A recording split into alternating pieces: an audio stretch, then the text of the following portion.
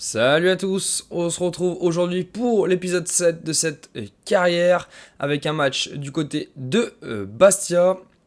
On va donc faire quelques changements au niveau de l'équipe. José Amo qui rentre à la place de Aneba, non de Agouzoul pardon. On a regardé si on pouvait faire jouer quelqu'un d'autre. On a décidé de mettre Armougam à la place de Boto à gauche. Et on se lance du coup pour cette rencontre du côté de Bastia.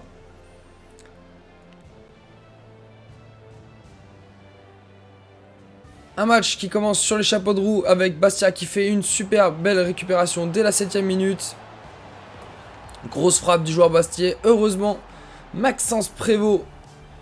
Enfin non. Maxence Prévost ne l'arrête pas, excusez-moi, je confonds avec une autre action. Bastia qui met une pression de fou furieux sur les cages sochaliennes. Cette fois-ci, Prévost fait bien l'arrêt. Mais Bastia mène toujours 1-0. Au retour des vestiaires, la défense de Sochaux se trouve une nouvelle fois. Grosse frappe d'un des joueurs bastiais qui va finir au fond des filets. Bastia mène 2-0. Sochaux est en galère. 59ème. Beau centre de Sissoko pour la tête de Kaloulou. Malheureusement, le gardien Bastier Boucher qui fait un super arrêt sur sa ligne. Derrière, les joueurs sochaliens vont pousser. Là, on voit Aldo Kaloulou à la 63e minute qui déclenche une belle frappe. Malheureusement, ça va passer à côté de la cage. À la 74e, gros tac de Damien Le Tallec qui lui vaudra un carton jaune. Les Sochaliens sont mal en point, ça se voit sur le terrain. Ils n'arrivent pas à marquer. Et à la 89e, on voit Bastia qui récupère le ballon. Le joueur Bastia se retourne. Malheureusement, le ballon passera, enfin heureusement pour Sochaux, le ballon passera à côté de la cage et Sochaux s'incline 2-0 du côté de Bastia. Match très compliqué pour Sochaux. Bastia a dominé. Il n'y a pas photo sur ce match. Et au niveau des notes, Valentin Henry a été très bon. Aneba pas mauvais. Et après le reste c'est assez cataclysmique. Amo 6-4, Armogum 6-4. Et puis après dès qu'on passe du côté du milieu de terrain, alors là c'est la catastrophe. Il y a Meda qui n'a pas été trop mauvais, 6-1 par rapport aux autres. Mauricio 6-4, Kalulu 6-1, Tebi 5-8, Sissoko 6-8. Ouais, c'est très compliqué pour ce match. Et du coup on enchaîne de suite avec le match contre Rodez. Le coach ne perd pas de temps. Meda rentre à la place de Pereira de ça. Il y a une hésitation du côté de Amo pour qu'il joue. Il n'a pas été très bon lors du dernier match. On a décidé de le laisser sur le banc. On part donc avec le seul changement, c'est la rentrée de Meda. On espère que le résultat sera meilleur que contre Bastia. Et dès la 9ème minute de jeu, Rodez récupère un super ballon. On pensait qu'il y avait hors-jeu, mais pas du tout. Et le ballon finit au fond des filets de Sochaux. Maxence Prévost est dégoûté. Derrière, Sochaux va essayer de répliquer. On voit Ibrahim Sissoko qui récupère le ballon de volée. Superbe frappe. Malheureusement pour lui, Mpassi était sur la trajectoire et détourne le ballon en corner. Sochaux qui est en train de vivre le même épisode que contre Bastia. Là on voit un très beau corner pour Aldo Kaloulou qui, d'une magnifique reprise, va essayer de tromper le gardien. Malheureusement, Mpassi est à l'affût et arrête le ballon. C'est très bien joué. On voit que Sochaux tente des choses sur corner. Là, on voit Sochaux qui récupère le ballon à l'entrée de la surface. Valentin Henry qui va faire une super frappe entre les jambes du défenseur de Rodez. Malheureusement, Mpassi est encore sur la trajectoire. Décidément, rien ne va du côté de Sochaux. Et là, on voit Tony Mauricio qui va frapper pied gauche. Malheureusement, Mpassi est encore là. Sochaux n'y arrive pas. À la 56e, nouveau corner, même scénario qu'en première mi-temps. Kaloulou va mettre sa tête, malheureusement ça va passer complètement à côté de la cage. Le ballon était un poil fort pour le joueur sochalien. Et à la 74e, grosse frappe d'un des joueurs de Rodez. Derrière, Agouzel fait la faute, le carton jaune. Il y aura donc penalty. Penalty que le joueur de Rodez va transformer. Il prend à contre-pied le Maxence Prévost. C'est donc un début de vidéo catastrophique pour Sochaux qui pour l'instant enchaîne deux mauvaises perfs. À la 83e, on voit Tony Mauricio qui va se montrer à nouveau dangereux face à la cage. Mpassi est est une vraie muraille. Et à la 86e, c'est Kaloulou qui va déclencher une très belle frappe à l'entrée de la surface. Et cette fois-ci, elle trompera. Eh non, non, cette fois-ci, elle ne trompera pas Mpassi, excusez-moi. C'est l'action d'après, vous voyez, à la 90e, où Kaloulou va cette fois-ci tromper le gardien. Ça ne suffira pas pour revenir au score. Rodez s'impose du côté de Sochaux. Et Sochaux enchaîne une deuxième défaite consécutive. Au niveau des stats du match, on domine largement. On n'a pas été bon du tout. Rodez mérite sa victoire parce qu'ils ont été très solides défensivement. Mpassi notamment a été monstrueux. Chez nous, Valentin Henry a été très bon. Ça fait plusieurs matchs où il est très bon, il est présent. Aneba a été correct. Après, le reste de la défense, c'est pas fou, sachant qu'il y en a un qui a pris un jaune. Bah, c'est Agouzoul qui a pris un jaune et qui a causé le penalty. Westbeck a été excellent. Westbeck a fait un très très gros match. Meda a été correct. Ndiaye aussi. Mauricio, c'est pas foufou. Kaloulou a été très bon comme d'habitude. Tebili a été correct, une passe D. Et Sissoko, bon, c'est pas fou non plus. Ah, ça se complique hein, du côté de Sochaux. Franck Canouté qui a demandé à jouer. Donc on fera en sorte au moins qu'il soit intégré à l'équipe des remplaçants sur le prochain match. On a également reçu le rapport mensuel des jeunes joueurs français. Bon, il n'y a pas eu des trucs extraordinaires. Donc on a préféré rejeter là, les deux premiers joueurs. Noah Lefebvre, on a décidé de l'intégrer. Il a une bonne note, une grosse valeur marchande. Donc ça vaut plutôt le coup. Et pour les autres joueurs, on a décidé... d'éliminer le premier. On a recruté Grégoire Charles et on va directement se diriger vers ce match du côté du Nîmes Olympique. Le Talek du coup qui sort pour laisser sa place à Canouté comme je vous l'avais dit. Meda qui va rentrer à la place de Pereira Dessa. Meda qui est en train de s'imposer comme un titulaire. Tebili lui prend la place à Sissoko. Le coach fait quelques changements en espérant à nouveau gagner parce que c'est très compliqué pour le moment. Et dès la 34e, Sochaux qui poussait beaucoup, Tony Mauricio notamment, qui va récupérer le ballon après une perte de balle et qui va tromper le gardien Maréval, le gardien nîmois, pour l'ouverture du score. Et à la 37e, Sochaux accélère, Aldo Kaloulou va faire une grosse frappe à l'entrée de la surface. Elle va passer malheureusement au-dessus de la cage du gardien nîmois. On sent que Sochaux est en forme et pousse. Et à la 51e, au retour des vestiaires, belle percée de Gaëtan Westbeck qui la donne pour Aldo Kaloulou qui va tromper le gardien nîmois. Ça fait 2-0 pour Nîmes. Et à la 75e, Aldo Kaloulou qui va donner un bon ballon à Ibrahim Sissoko qui va lui aussi tromper le gardien nîmois pour le 3-0. Sochaux est de retour, Sochaux ne doute plus. À la 81e, Kaloulou se présente seul face au gardien. Mais malheureusement, sa frappe va être arrêtée par le goal nîmois. Ça fait quand même 3-0 pour Sochaux qui se rassure après ces deux derniers résultats très décevants. Au niveau des stats, il n'y a pas photo. Sochaux a largement dominé la rencontre. Et au niveau des notes des joueurs, Prévost a été excellent, Henry a été très bon, Aneba excellent. Agouzoul, Boto ont été bons, Westbeck a été très bon, Meda est excellent. Voilà, on voit que les notes sont bien meilleures hein, dès que le résultat est mieux. Mais le milieu de terrain, c'est quand même pas ça. Hein. Ndiaye 5-9, Canouté 5-9. Aïe aïe aïe aïe aïe. Mauricio est excellent, 7-6. Il a à l'origine du premier but, il s'est battu comme un diable. Il mérite ce but, rien que pour son engagement. Bon, Kaloulou a été incroyable. Hein. Il n'y a rien à dire là-dessus. Gros match de Kaloulou.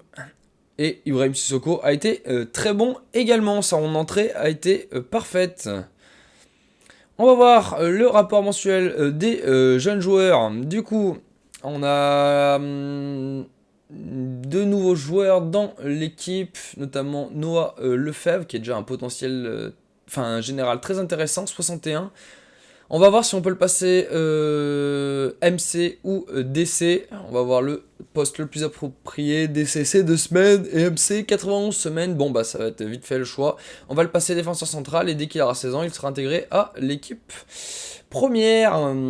Et du coup, je crois que c'était qui le dernier joueur qui a intégré le centre. Je ne sais plus qui c'est. Oui, alors regardez pour Owen Middleton. On attend qu'il passe en milieu centre et il intégrera lui aussi l'équipe première, certainement peut-être même dans un rôle de titulaire. Donc à voir dans le futur ce que ça va donner. Après au niveau des changements de poste, tout était bon de ce côté-là. On va voir les joueurs. Julien Faussurier qui a demandé à renouveler son contrat. On va voir avec lui, mais bon, il demande de l'argent.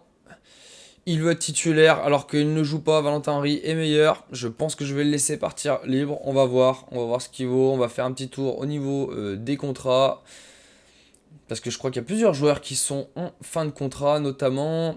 Et oui, il y a beaucoup de joueurs, notamment Valentin Henry aussi. Je pense qu'on va pas laisser passer l'occasion. On va de suite reproposer un contrat à Valentin Henry. Il a 29 ans, il fait le boulot, il travaille bien. Surtout c'est sur les derniers matchs. Donc on va... Ouais, il va être important, on va accepter. Ah, il veut un an. Ah non, ça va pas un an. On va proposer 3 ans. Et il est pas content. Bah moi je veux pas un an, on va le proposer 2 ans. 2 ans parce qu'on veut pas le perdre. Il est pas mauvais, il fait du bon boulot. Pas de clause de libération bien évidemment. Et on va lui proposer un salaire équivaut. On va magouiller un petit peu bien évidemment. On va lui proposer 4500 € par semaine. On va voir ce qu'il en dit Valentin Henry. C'est parfait, c'est accepté. Le joueur qui fait des efforts pour le club. C'est super, merci Valentin. Bel état d'esprit. On va voir au niveau des joueurs. Oui, il y a aussi Aneba. Aneba est en fin de contrat. Ouais, non, Faussurier, il est cher. Je pense que Faussurier, on va le laisser. Aneba, par contre, il est très intéressant. On va lui proposer un nouveau contrat. Faussurier, Agro et... Faussurier, Agro, je pense qu'ils n'auront pas de contrat. Janin, on va voir. On va voir déjà comment se passe la négociation. Il va être important, donc oui, ce qui est normal, on va accepter. Alors, on lui propose 5 ans, il veut pas, il préfère 3 ans, on va accepter. S'il n'y a pas de souci, pour 3 ans, moi ça me va. Pas de clause de libération. Et au niveau du salaire, alors comme il est jeune, on va pas jouer avec le feu, on va lui proposer 2400 € hebdomadaires. Est-ce que Ismaël va accepter? Oui, c'est accepté, c'est parfait. Le joueur qui prolonge donc son contrat du côté de Sochaux. Des bonnes nouvelles. Du coup, la seule incertitude c'était par rapport à Mehdi Janin. Je sais pas ce que vous en pensez, vous. Manu Agro, je vais pas le prolonger. Faussurier, je pense pas non plus. Mais Mehdi Janin, je ne savais pas si je le prolongeais en tant que deuxième gardien. Il coûte pas trop cher. Il a 31 ans, certes, mais bon, ça fait une doublure quand même correcte. Je ne sais pas. Vous me direz ce que vous en pensez. Faussurier, c'est encore plein. Il commence à me saouler. De toute façon, il était mis sur la liste des transferts. Ça va dégager, je pense, assez rapidement. J'ai pas envie de m'embêter. Au pire, on recrutera un joueur à droite libre. Ou il y aura peut-être un jeune du centre de formation qui pourra jouer DD, on verra. Et en attendant, on se retrouve en conférence de presse pour, avant le match, pardon, Sochaux-Annecy. Le coach Alvaro va répondre aux questions des journalistes. Annecy peut-il s'imposer? Annecy peut s'imposer contre nous, hein. C'est possible. L'équipe d'Annecy est surprenante. On a eu des moments de faiblesse aussi, donc rien n'est impossible, même si on fera tout pour gagner. Oui, on a eu des résultats en dents de scie, c'est compliqué pour nous. Écoutez, on fait tout pour progresser, on fait tout pour gagner. La dernière victoire a montré que on en avait encore sous la pédale et qu'on pouvait réaliser ça. Oui, la composition de l'équipe elle est très satisfaisante, il n'y a pas de souci là-dessus, le mercato est fini déjà depuis un petit moment donc je vais pas revenir dessus mais moi j'étais satisfait de mon équipe, j'ai pu faire ce que je voulais. Merci à tous. Et voilà le coach Alvaro qui s'exprimait en conférence de presse avant ce match contre Annecy pardon. Normalement sur le papier ça devrait passer. Est-ce qu'on va faire? Oui, on va faire des changements du côté. Pereira Dessa va laisser sa place à Meda. Tebili va rentrer à la place de Sissoko. Les petits jeunes du centre de formation qui poussent et qui auront leur chance. Et dès début de match à la 20e, Annecy se montre dangereux. Prévost fait une sortie suicide, ce qui permet aux joueurs d'Annecy d'ouvrir le score. Ah, c'est vraiment dommage, une bêtise. À la 43e, Aldo Kaloulou va se présenter face à Florian Scalès, mais ce dernier va sortir le ballon. Belle parade du gardien d'Annecy. C'est pour l'instant assez serré comme match. Et à la 66e, on voit Annecy qui récupère le ballon. Le joueur Annecyen qui va déclencher une frappe à rater. Maxence Prévost est à l'affût et sort le ballon en corner. Belle parade du gardien sochalien. Et à la 73e, on voit Tony Mauricio qui repique intérieur. Il va tenter de frapper premier poteau, mais sa frappe est trop enroulée malheureusement. Et Sochaux hein, qui pousse, qui ne veut pas perdre. Et à la 89e, on voit c'est Ibrahim Sissoko qui s'élance. Non, c'est Dossou qui s'élance face au gardien. Et il va arriver à tromper Florian Escalès pour l'égalisation en toute fin de match. Sochaux s'en tire bien contre Annecy. Parce que sur la feuille de match, Annecy a été... Enfin, moi sur le match, sur le ressenti, j'ai trouvé Annecy beaucoup plus percutant que nous l'avons été. Le match nul est plutôt mérité du coup. Au niveau des stats, bon bah Prévost fait une boulette en début, donc sa note est pas super bonne. Valentin Henry, comme d'habitude, assure. Boto aussi était très bon en défense, c'est bien. Dossou, bah, bien évidemment, a une bonne note, puisque c'est lui qui marque le but de l'égalisation. Westbeck n'avait pas été trop dégueulasse, c'est dommage qu'il a 6-4, parce que je pense qu'il méritait mieux. Ndiaye a été bon, c'est Meda qui a pas été bon du tout, 5-5, ouf, ça fait mal comme note. Mauricio, vraiment pas fou. Kaloulou, bon, ça a été correct. Sissoko aussi. Tebili, bon. Ils ont à peu près les mêmes notes, les attaquants. Ils n'ont pas su s'exprimer face à la défense ancienne qui a été très solide. C'est donc le dernier match de cette vidéo. On va faire un petit tour sur le classement et après on se quitte. Du coup, au niveau du classement, nous sommes actuellement 3ème avec 20 points. Nous sommes à 1 point de Rodez. Metz domine le classement. On se retrouve donc très vite pour la suite des épisodes du FC Sochaux et du coach Alvaro. Je vous dis à très vite. Ciao ciao.